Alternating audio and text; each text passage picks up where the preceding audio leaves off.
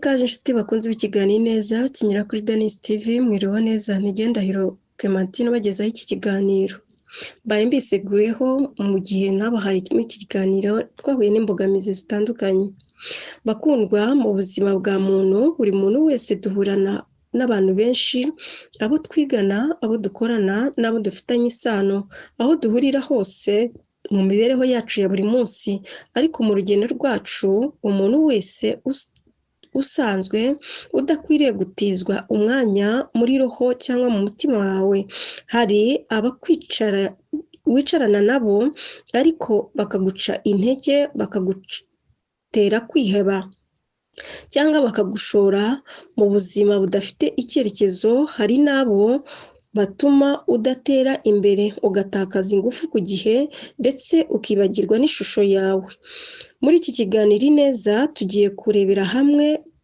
birambuye abantu batatu udakwiriye guha umwanya mu buzima bwawe kuko bakumenya no kubirinda ni kimwe n'inzira y'ingenzi yo kubaka ubuzima bw'amahoro n'iterambere n'umunezero uhamye mu mpera z'iki kiganiro turasoza turebera hamwe ijambo ry'Imana icyo ritubwira kuri abo bantu nk'uko tugomba kubitwaramo. Ingingo ya mbere, umuntu wa mbere batuma bibagiza agaciro kawe. Hari abantu baza mu buzima bwacu batubona uko uri nta gaciro baguha, ntibabone impano zawe, ntibumve ubushobozi bwawe ndetse rimwe na rimwe bakagusuzugura. Abo bantu baba nk'ikirahure kimeze nabi kidashobora kwerekana ishusho yayo nyacyo.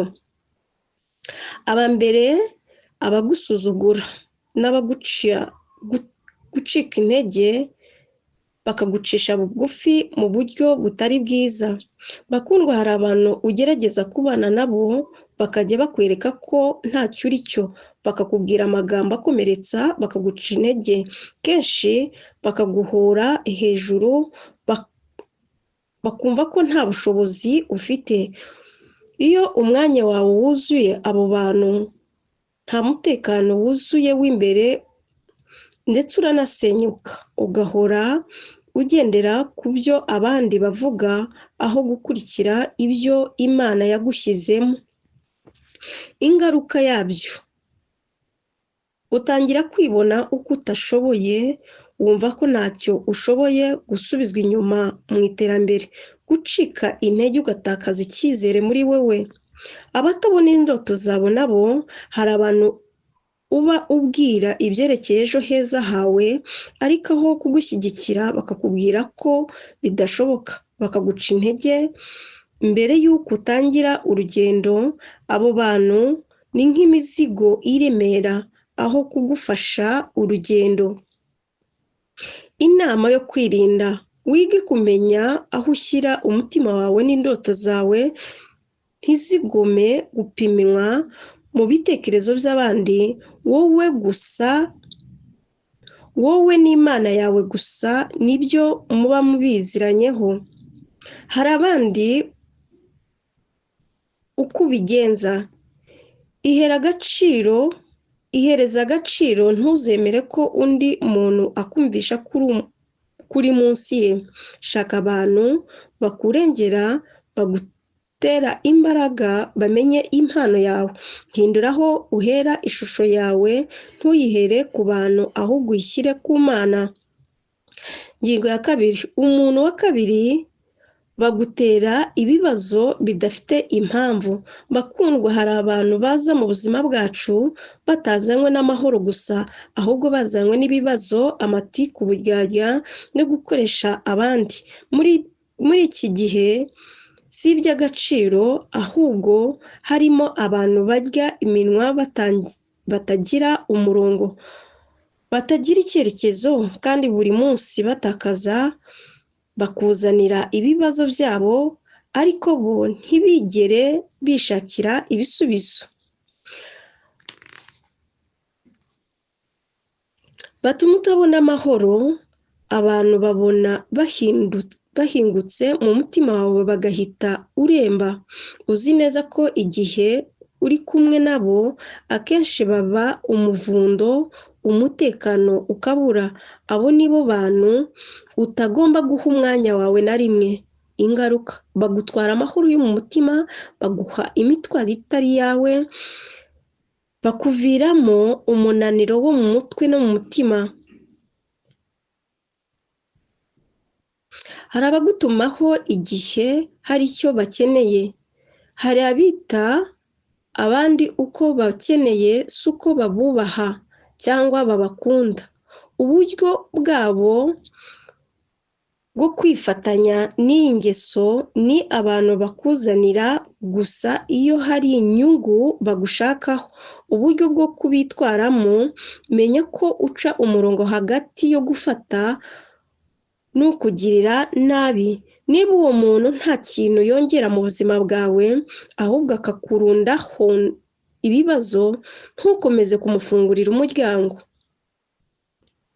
Abakunyunyusa cyangwa abakunywa amaraso, aba ni abantu buri munsi bataka bavuga ko nabi abandi, bagusebya abandi bakakujyana mu biganiro bigusha.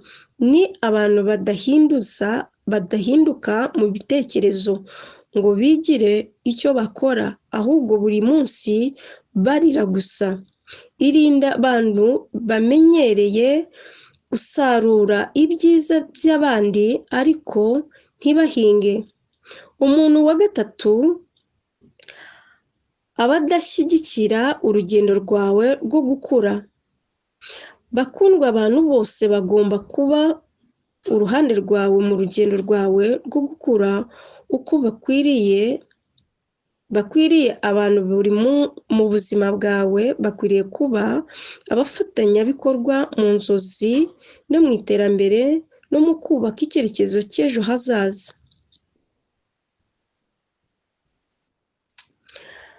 Hari abantu baba mu buzima bwawe ariko ugasanga hari umunsi bagushyigikiye, undi munsi bakuvuguruje. Ntibafite icyerekezo gihamye, ntibafite aho bahagaze. Abo bakubuza urugendo. Buri munsi udafite aho ahagaze ntagufasha kugera aho ujya. Abagufata nk'aho ntacyo wageraho. Hari abantu batabona ko ejo hawe waba icyerekezo cyiza, bakakubwira ati oya, ibyo si ibyawe.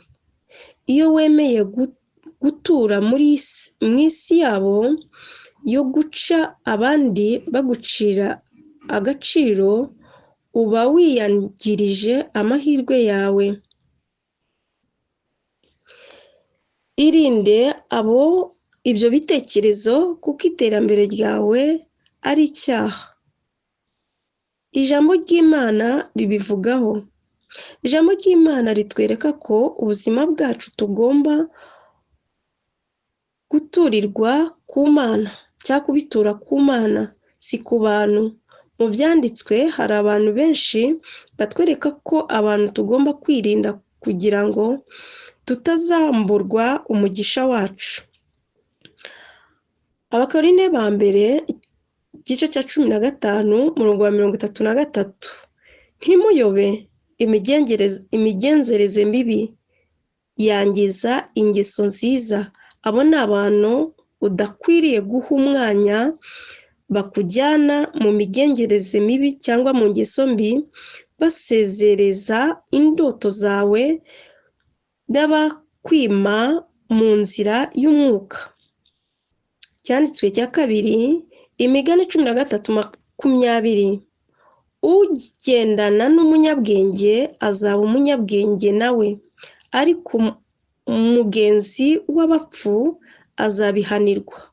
Uyu murongo twereka ko umuntu ushyira mu buzima bwe adafite ireme, adafite ubupfura, adafite ubushobozi, ashobora kugukuririra ingorane. Icyanditswe cya gatatu, Zaburi ya mbere umurongo wa mbere kugeza ku wa 3. iratubwira iti hahirwa umuntu udakurikiza inama y'abanyabyaha ntahagarare mu nzira y'abanyabyaha. Aha Bibiliya igaragaza ko hari abantu tugomba guhunga kugira ngo tugere ku byiza Imana iduteguriye. Umusozo w'iki kiganiro, umwanya wawe w'agaciro gakomeye kandi nta muntu uwo ari we wese ukwiriye kugutwara ku buryo butuma wiyangiza. Wicika intege cyangwa wisubira inyuma mu rugendo rwawe. Mu buzima bwawe menya aho ugomba gukomeza, abo ugomba gusiga, abo ugomba kwifuriza kure aho ntibagukomereze. Abantu ba gatatu udakwiriye guha umwanya mu buzima bwawe ni abagusuzugura batabona agaciro kawe, abazana ibibazo gusa n'amatiku n'umuvundo, abadashyigikira iterambere ryawe mu rugendo rwawe rwo gukura. Niba ushaka amahoro n'iterambere n'ubuzima bwuzuye, menya guhitamo neza abo ushyira mu buzima bwawe, kuko iyo uhagaze ku Mana n'ijambo ryayo niryo rikwereka inzira, ikaguha gukomera no kumenya abakwiriye ubuzima bwawe. Shalom.